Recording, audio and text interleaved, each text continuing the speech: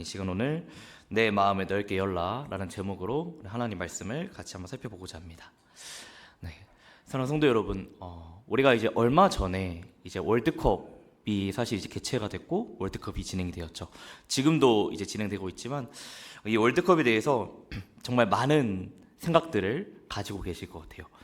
이 월드컵을 보면 도대체 화가 나시는 분들도 계시고 아니면 아쉬운 분들도 계시고, 아니 그렇게 좋은 대진을 가지고 왜 그렇게 했나 하면서 분명 많은 말을 마음에 삭혀두고 계시는 분도 계시고, 혹은 이제 누군가에게는 그냥 끝나서 아쉽다 라는 분들도 계시겠죠. 그런데 이 월드컵을 향해서 많은 사람들이 한 사람에게 가장 큰 말을 했다고 합니다. 네, 당연히 누굴까요? 월드컵 감독이죠.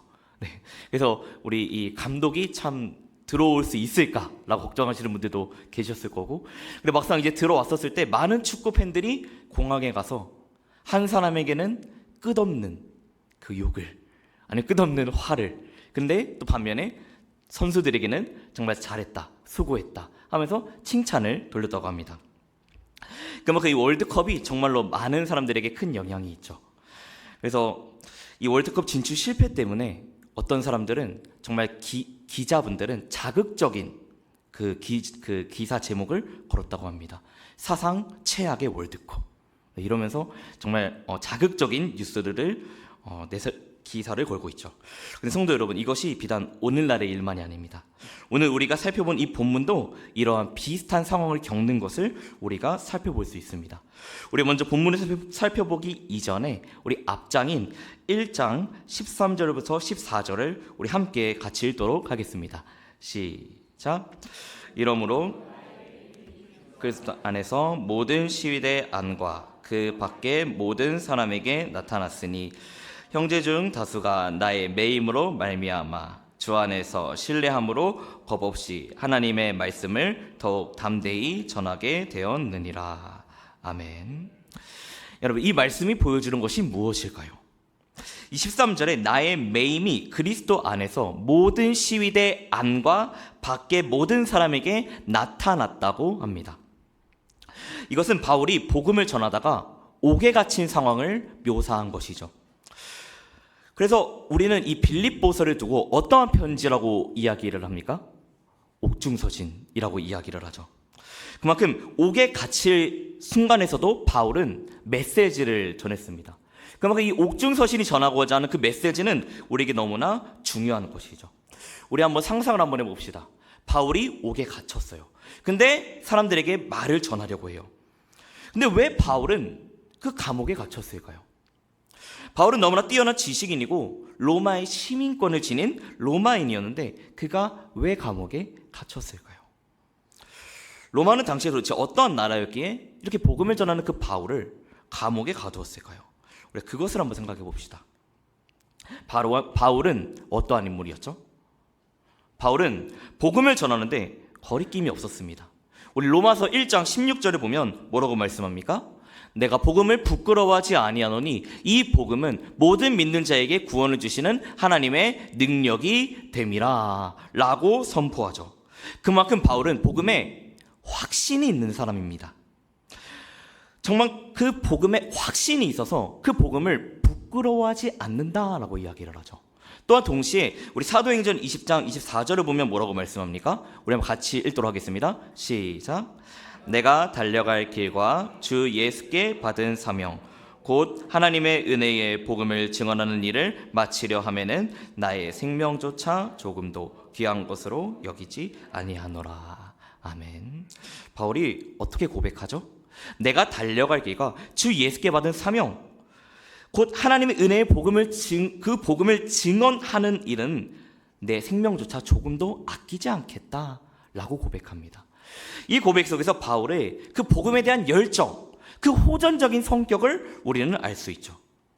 그러면 바울이 정말로 열정적이어서 그 복음을 전하는데 너무나 심하게, 다른 사람들이 봤을 때도 너무나 심하게 복음을 전해서 그래서 바울은 감옥에 갇혔을까요?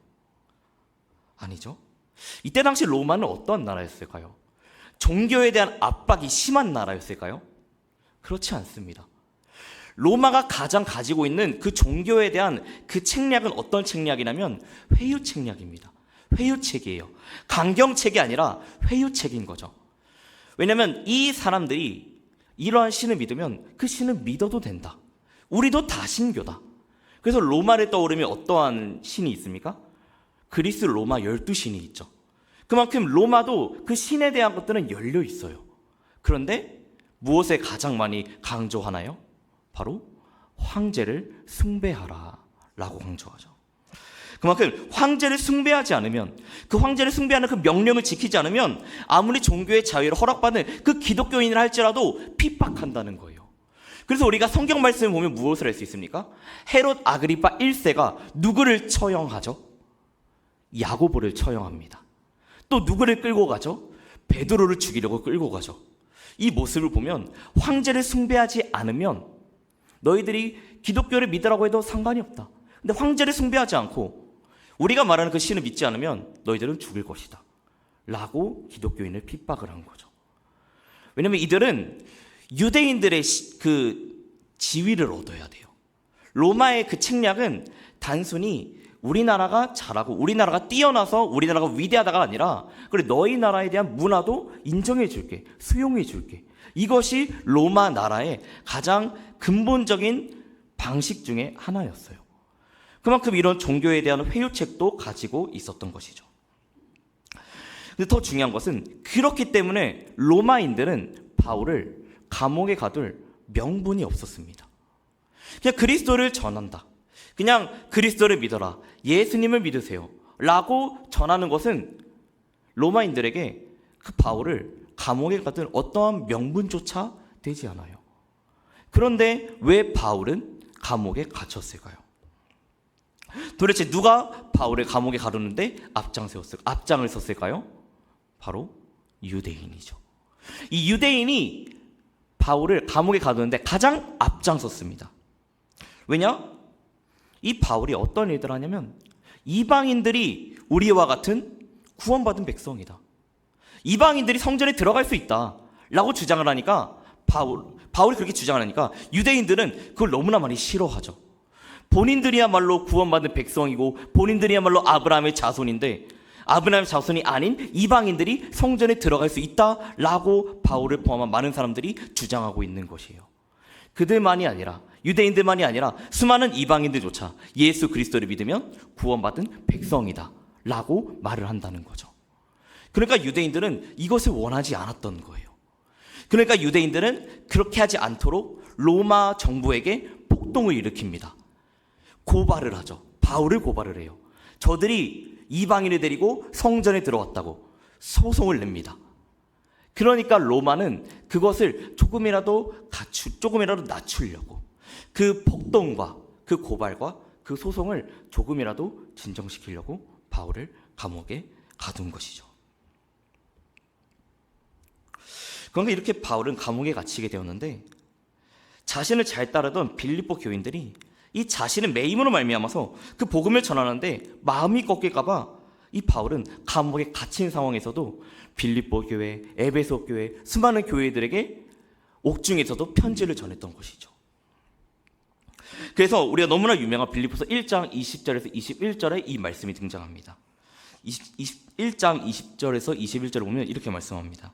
나의 간절한 기대와 소망을 따라 아무 일에든지 부끄러워하지 아니하고 지금도 전과 같이 온전히 담대하여 살든지 죽든지 내 몸에서 그리스도가 존귀하게 되게 하려 하나니 이는 내게 사는 것이 그리스도니 죽는 것도 유익함이라. 아멘. 성도 여러분, 바울은 자신과 비슷한 상황에 처하게 되는 그 수많은 사람들에게 조롱과 협박과 핍박을 당할 수 있는 그 빌립보 교인들에게 다시 한번 몸소 보여주고 있습니다. 아무리 복음을 전하는 것을 막고 회방하고 방해한다 할지라도 우리의 마음을 그리스도께로 향해서 그 마음을 열어서 어떠한 상황에서든지 복음을 전하라고 바울은 말하고 있는 것이죠. 그래서 오늘 본문 1, 2절을 보면 이렇게 말합니다. 우리 같이 한 목소리로 읽도록 하겠습니다. 시작. 그러므로 그리스도 안에 무슨 권면이나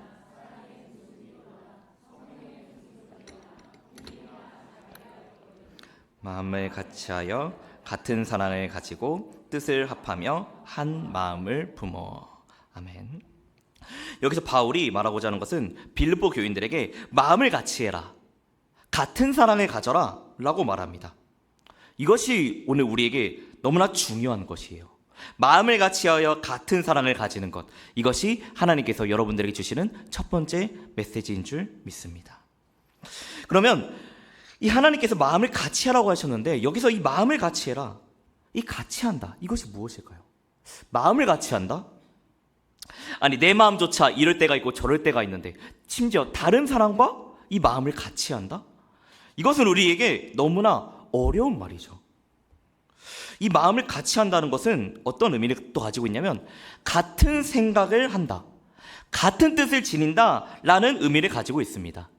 그러니까 같은 마음, 같은 사랑, 같은 생각, 같은 뜻을 지니는 것이 그만큼 중요하다고 하나님께서 우리에게 이렇게 말씀하고 계시죠. 우리는 마음과 생각을 같이 해야 합니다. 같이 하는 것은 분명 더불어 사는 모습일 거예요. 우리는 한때 이런 삶을 살 때가 있었죠. 우리 아파트가 이렇게 개발되고 재개발되기 전에는 어떠한 삶을 살았습니까? 다 같이 한 단독주택에서 같이 우리가 대가족으로 우리가 살게 됐죠. 나라가 지금처럼 발전하기 전에는 아파트에 살기보다 우리가 단독주택에 살아서 대가족이라는 것이 우리에겐 너무나 당연한 것이었어요. 그래서 복음을 전하는 것도, 전도하는 것도, 교회에 나오는 것도 우리에게 너무나 당연했죠. 교회에 나오면 어떻습니까? 교회에 오면, 우리 옛날에는 교회에 오면 먹을 것이 많았죠. 다른 데는 없었는데 교회에 오면 먹을 것이 있었어요. 다른 데는 놀 것이 없었지만 교회에 오면 놀 것이 있었습니다. 그래서 교회에서 자는 것이 너무나 당연했고, 교회에서 다른 사람들과 함께 생활하고, 교회에서 다른 사람들과 사랑하고 함께 어울리며 함께 마음을 여는 것이 너무나 당연했습니다. 그런데 지금 우리의 모습은 어떠합니까? 나라가 발전하고, 그리고 사회가 더욱더 개인화되어 가고, 복음을 전해야 되는 그 교회는 전도하는 데 앞장서기보다 내 삶을, 내 신앙생활을 유지하는 것조차 점점 버거워지고 있죠. 그래서 남에게 마음을 열 시간조차 허락하지 않아요. 왜냐? 내 마음을 여는 시간조차 나에게 허락하지 않고 있으니까. 성도, 우리는 어떡합니까? 우리 매일 말씀 보고, 우리 매일 기도하고, 우리 매일 복음을 전하라고 하면 가능할까요? 저도 어렵습니다. 저도 매일 성경 보라고 하면은, 전도사인 저도, 앞으로 목회자가 될 저도 매일 말씀 보는 게 그렇게 어려워요. 핸드폰을 켜면 항상 배경화면 맨 앞쯤에 뭐가 있냐면 성경 어플이 있습니다. 그걸 누르기만 하면은 성경을 읽을 수가 있어요. 근데 안 눌러요. 먼저 뭐를 눌러요? 웹툰을 누릅니다. 카카오톡을 눌러요. 이러면 안 되는데, 네, 참 저도 반성을 해야죠. 그만큼 우리 매일 말씀 보고 매일 기도하고 매일 복음을 전하는 것, 우리도 너무나 어려워요. 목회자인 우리들도 너무나 어렵죠. 그런데 이것을 하려고 노력해요. 근데 하나님께서는 우리에게 이렇게 말씀하고 계시는 것 같아요. 세연아, 너가 지금 이렇게 살려고 나를 믿고 있느냐? 너가 나를 믿는다고 그 고백하던 그 첫사랑, 그 뜨거운 믿음은 지금 어디에 있느냐? 나를 향하여 마음을 열고 있느냐? 라고 말씀하시는 것 같아요. 성도 여러분, 우리는 복음을 전하는데 우리 지치면 안 됩니다. 복음을 전하는데 우리가 앞장서고 우리 동역자들과 우리 가족들과 마음을 열어서 예수님이 가신 그 사랑을, 그 예수님의 그 같은 사랑을 우리도 가지고 그것을 누려야 되죠. 근데 오늘 어떠한 주일입니까? 태신자 선포 초청 전도 주일이죠. 여러분들의 마음속에 떠오른 그 태신자, 그 한 분이 계십니까? 네, 그 어떤 침묵보다 조용합니다. 네. 물론 한 분이 떠오를 수도 있고 정말 안 떠오를 수도 있죠. 그래도 하나님께서 여러분들 그 태신자를 우리 교회에 데려오게 해주실 줄 믿습니다. 근데 이 전도가 참 어려워요. 저도 어렸을 때, 초등학교 때 못 모르고 부모님들이 목사님이시니까 개척교회 목사 아들이라서 그냥 오라고 해서 끌고 가서 그 종이를 줬어요. 옛날에는 우리 문고리 같은 그 전도지가 있잖아요. 문고리 이렇게 길게 내거는 그런 전도지가 있었습니다. 그거를 엄마가 주고, 너 빨리 이거 나눠줘 하니까 그럼 문에다 걸고 왔어요. 근데 엄마 그걸 보고, 너 왜 문에만 걸어? 사람들에게도 나눠줘! 라고 하신 거예요. 네. 그래서 나눠줬죠. 근데 어떤 사람들은 어린이니까 주면 받기도 하지만 안 받는 분들이 계세요. 우리가 저번 이제 6월 13일이었죠. 우리 그 전도할 때 아이들이 왔었어요. 우리 어와나 아이들이 와가지고 자기 다음날 친구 초청 잔치 한다고 어와나 복을 입고 그 전도 초청 잔치를 했어야 됐어요. 왜냐면 이거를 안 하면 핸드북을 넘어갈 수가 없습니다. 네. 그래서 올 수 있는 친구들은 무조건 와야 돼요. 그래야 핸드북을 할 수 있습니다. 그래서 뭐 나오는 친구도 있고 뭐 다른 미션하는 친구도 있었지만 그래서 나와서 전도를 해요. 6학년 아이들도 와서 했어요. 뭐 지호나 혜준이 이런 친구들도 와서 했는데 그 지호가 저한테 해준 말이 있어요. 뭐라고 했냐면 전도사님 선생님, 저뿐만 아니라 우리 박선희 집사님도 같이 가셨으니까, 전도사님 선생님, 애들이 교육을 정말 잘 받은 것 같아요. 줬는데 손을 막 이러면서 애들이 받지를 않아요. 부모님이 모르는 사람 거는 받지 않으라고 잘 교육했나 봐요. 이러면서 정말 교육을 잘 받은 것 같아요 라고 하면서 저는 안 줄래요 이러는 거예요. 빨리 나눠줘 라고 했죠. 네. 그래서 넌 남자이니까 그러면 여자애는 뭐 예인이한테 뭐 이런 친구들 부탁하고 넌 남자애들한테 나눠줘 이렇게 이야기를 했었죠. 그러니까 우리 아이들도 그 전도의 한복판에, 그 전쟁 한복판에 우리 아이들도 서 있습니다. 근데 이 전도는 정말 너무나 어렵죠. 우리가 이제 신대원 1학년 때는 전도 훈련을 합니다. 그래서 이거를 안 하면 2학년이나 3학년 때 또 해야 될 수도 있는 훈련이에요. 너무나 어려운 훈련이죠. 근데 이 훈련을 하면서 제가 정말 정말 대단하다, 진짜 저거는 본받고 싶다 한 전도사님이 저희 반에 계셨어요. 이 전도 훈련은 어떤 훈련이냐면 여러 교회들이 있었고 그 한 교회에서 장소를 지정해줘요. 그럼 저희 전도사님들이 그 교회, 예를 들어 동영교회라면 동영교회 성도라고 생각하고 청년이라고 생각하고 동영교회, 우리 동영교회에서 왔습니다 이런 식으로 전도하는 거예요. 근데 교회 사람들이 같이 가는 게 아니라 저희 전도사님들이 2명, 3명 묶어서 2대1이나 3대1로 이렇게 가서 전도하는 형식이었습니다. 근데 어떤 저희 전도사님이, 한 전도사님 계셨는데 그 전도사님이 어떻게 하셨냐면 교회에서 따로 준비해 주신 게 아니에요. 교회에서는 저희가 아는 그 전도제나 이런 것들만 준비해 주셨어요.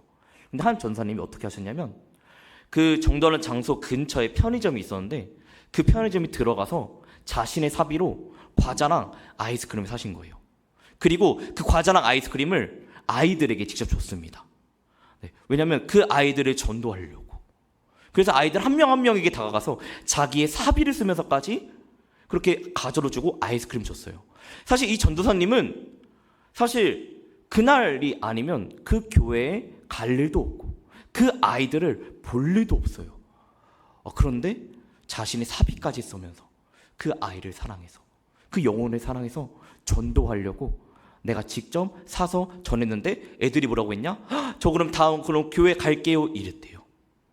네, 좀 그걸 보고 정말 대단하다. 사실 한 번 보고 말싸인데 어떻게 저 영혼을 데리고 저렇게 사비를 쓰면서까지 할 수 있지? 라면서 정말 감명을 받았어요. 저는 그렇게 못했는데 저는 그냥 나눠주기에 바빴습니다. 그리고 애들한테 외면당하기 바빴습니다. 네. 네, 그만큼 이런 방법처럼 우리가 전도할 수는 없지만, 그런데 복음 안에서 하나 된 우리는 이런 영혼을 향한 그 사랑, 그 하나님의 사랑을 가지고 보여주는 저와 여러분들이 되었으면 좋겠습니다. 우리 한번 2절을 같이 한번 읽도록 하겠습니다. 우리 2절을 보면 뭐로 되어 있냐면 뜻을 합하며 한 마음을 품어 라고 말하고 있죠. 여기서 바울은 같은 마음을 가지라, 한 마음을 품어라 라고 말하는데 이 말은 단순히 하는 말이 아니에요. 사실 우리가 개정 성경을 보면 2절부터 4절까지 이 구조가 먼저 마음을 같이 해라 라고 하고 4절 끝부분에 나의 기쁨을 충만하게 해라 라고 합니다. 근데 사실 이제 원어 성경을 보면 이 구조가 바뀌어 있어요. 뭐라고 되냐면 나의 기쁨을 충만하게 해라 라고 먼저 시작을 합니다. 그만큼 바울이 주장한 것은 뭐냐면 마음을 같이 하는 게 정말 중요하다라는 거죠. 마음을 같이 한다, 한 마음을 품는다, 이것이 다 한 단어예요. 마음을 같이 하는 것, 같은 사랑을 가지는 것, 한 마음을 품는 것, 그것이 그리스도인들이 지녀야 할 본분이다 라고 이야기를 해요. 그래서 칼빈은 2장 2절에서 이렇게 말합니다. 이 말씀은 교회에 대한 일치를 보여주고 있고 복음에서 비롯된 마음의 일치를 보여주고 있다. 복음에서 비롯된 마음의 일치로 이해해야 한다라고 말씀하고 있다고 합니다. 그만큼 바울은 이 같은 마음이 도달해야 할 종착지는 어디냐? 바로 복음이라는 거죠. 하나님의 나라, 그리스도의 복음, 그것을 향해서 같은 마음과 같은 사랑을 가져야 한다라고 말씀하고 있는 거죠. 그래서 바울은 그 복음을 전하는데, 그 복음을 수호하는데 자신의 온 사명을 다한 거예요. 몸부림을 치고 더 처절하게 복음을 전하는데 앞장을 섰죠. 그래서 3, 4절에서 이렇게 고백합니다. 우리 3, 4절을 같이 읽도록 하겠습니다. 시작. 아무 일에든지 다툼이나 허영으로 하지 말고 오직 겸손한 마음으로 각각 자기보다 남을 낮게 여기고 각각 자기 일을 돌볼 뿐더러 또한 각각 자기 일을 돌보아 나의 기쁨을 충만하게 하라. 아멘. 바울은 나의 기쁨을 충만하게 하라는 것을 먼저 이야기를 한 거예요. 우리 개역개정 성경은 이걸 뒷부분으로 번역했지만 바울은 그것을 먼저 말합니다. 나의 기쁨을 충만하게 해주십시오. 무엇으로? 여러분들이 복음을 향해서 같은 마음과 그 같은 사랑과 그 같은 생각과 그 같은 뜻을 가짐으로써 여러분들이 나의 기쁨을 충만하게 해주십시오. 왜냐? 그것을 통해서 여러분들이 복음을 전하는 것을 내가 눈에 뚜렷하게 알 수 있으니까요. 그래서 바울은 명령을 하면서도 권유를 하는 것입니다. 제가 이제 한 목사님의 이야기를 소개하면서 말씀을 정리하려고 하는데요. 이 목사님은 제가 전에 섬겼던 교회의 부목사님의 동기 목사님으로 제가 중고등부 사역을 맡았을 때 이 목사님이 정말 설교를 잘하시고 다음 세대에 탁월하다고 하셔서 추천해 주신 목사님이셨어요. 정말 이 다음 세대에 너무나 탁월하시고 중고등부 사역에 정말 탁월하신 분이라는 것을 제가 알게 됐어요. 이 목사님 어떤 분이시냐면 군산에 있는 다음 세대로 유명한 교회에서 중고등부 교육 디렉터로 사역하시다가 서울의 전통교회로 오셔서 담임 목사를 하신 분이세요. 근데 이 분이 어떤 일 하셨냐면 그 전통교회, 저희보다 오래된 70년 넘은 그 교회 전통교회에 10명밖에 안 되는 청년부를 무려 부임하고 2년 만에 100명 이상으로 부흥시킨 목사님이시라고 하십니다. 이 목사님이 이제 군산에서 중고등부를 담당하셨을 때의 일인데요. 이 목사님이 중고등부 사역에 얼마나 전심이셨냐면 소위 일진이라고 말하는 그 아이들을 사랑하신 목사님이셨어요. 그래서 이 일진, 저희들은 기피하잖아요. 예를 들어 애들이 담배 피고 술 마시고 이런 흔히 촉법소년이라고 말하는 이런 아이들을 더 사랑해서 그런 아이들에게 더 다가가신 목사님이셨어요. 근데 이 목사님이 아이들을 얼마나 사랑하시냐면 목사님께서 따로 시간을 내셔서 그 군산에 있는 학교들을 돌아다니셨대요.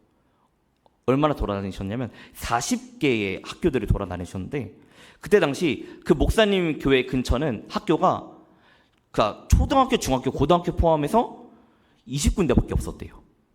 그러니까 교회 근처는 20군데밖에 없었는데 목사님이 돌아다니신 교회는 무려 40군데가 됐다고 합니다. 그러니까 군산에 있는 웬만한 중고등학교는 다 찾아가셨다는 것이죠. 그만큼 찾아가면서 어떻게 하셨냐면 그 학교에 그냥 옷을 입고 당당히 그냥 들어가셨대요. 그냥 딱 양복을 딱 입으시고 그냥 딱 차를 끌고 그 차가 썬팅된 차여가지고 그냥 딱 운전하면서 들어가셨대요. 그래서 경비원이 보면서 그 목사님께 여쭤보셨대요. 어쩐 일이십니까? 목사님은 그냥 당연하게 우리 아이 만나러 왔습니다 라고 이야기를 했대요. 그러면서 들어가셨다고 합니다. 네. 그럼 들어가면서 복도까지 가서 애들을 만났대요. 그래서 그 복도에서 그 교회 애들이 보면서 우리 교회 목사님 되게 닮았는데? 하면서 근데 목사님이 나야! 라고 이야기를 했대요. 네. 그만큼 학교 안에도 들어가시고 또 어떤 일이 있으셨냐면 이 교회에 중고등부 교사 선생님이 계셨대요. 근데 그 교사 선생님이 중학교 음악 선생님이셨대요. 그래서 이 선생님이 목사님께 이렇게 말했대요. 목사님, 저희 학교에 오셔도 되니까 음악실에 오셔서 애들 만나세요 라고 이야기를 했대요. 그래서 목사님은 음악실에 갔대요. 그 선생님 이야기를 듣고 선생님이 이야기했으니까 나는 가겠다 하면서 음악실을 찾아갔대요. 근데 웬걸? 음악실이 잠겨 있어요. 그래서 잠겨 있네 하면서 조금 그 근처를 배회했대요. 그 간식들을 들고. 근데 쭉 지나가면서 누가 오셨냐면 교감 선생님이 오셨대요. 교감 선생님이 오시면서 그 목사님께 이야기를 하시죠. 어떤 일이십니까?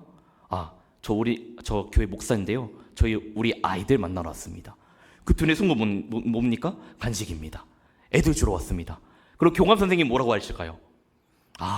네, 너무 잘 오셨습니다. 라고 하실까요? 아니죠.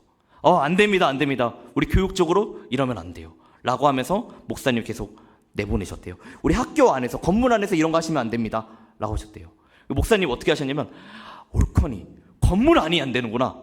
건물 바뀌면 상관이 없구나. 하면서 운동장에 가가지고 광장 같은 곳에 가서 애들한테 이렇게 했죠. 빵 먹을 사람 여기 모여! 하면서 크게 외쳤대요. 그래서 애들이 다 모였대요. 네. 그러면서 많은 일들이 있었다고 합니다. 네. 이만큼, 정말 대단하시다. 어떻게 저렇게 학교에 그냥 들어가시고 복음을 전할까? 근데 이 목사님은 정말 영혼사역, 그 중고등부, 복음 전도, 여기에 정말 열정적인 목사님이셨어요. 제가 시간이 너무나 많아서 더 많은 이야기를 하지 않겠지만, 네. 사랑하는 성도 여러분, 이 목사님이 이렇게까지 할 수 있었던 이유, 바울이 그렇게까지 복음을 전하려고 몸부림쳤던 이유, 그 이유는 무엇이죠? 바로 복음 때문이죠. 복음 때문에 몸부림을 칩니다. 사랑하는 성도 여러분, 우리는 그 복음을 향해서 우리의 마음을 열기를 소망합니다. 복음을 향해서, 우리 구원을 향해서 우리의 마음을 활짝 열기를 소망합니다. 우리는 예수님의 그 삶, 십자가에 달려 돌아가시고 죽음을 이기시고 우리에게 승리를 보여주시면서까지 하나님의 영광을 드러내신 그 예수님의 삶을 우리가 살아가길 소망합니다. 이제 각자의 삶의 자리에 돌아가서 우리 이제 일주일을 살아가실 텐데, 여러분의 삶의 가운데 이 예수님과 같은 사랑, 이 예수님과 같은 생각, 이 예수님과 같은 마음이 넘쳐나기를 소망합니다. 우리의 마음이 복음으로 더욱더 활짝 열려서 우리가 어디에 있든지 그 복음을 전하는데 조금의 부끄러움도 없이 영혼을 구원하는데 앞장설 수 있는, 누구보다 마음을 넓게 열어서 하나님의 나라를 확장하며 나아갈 수 있는 우리 복되는 성도님들이 되시길 예수님의 이름으로 축원드립니다.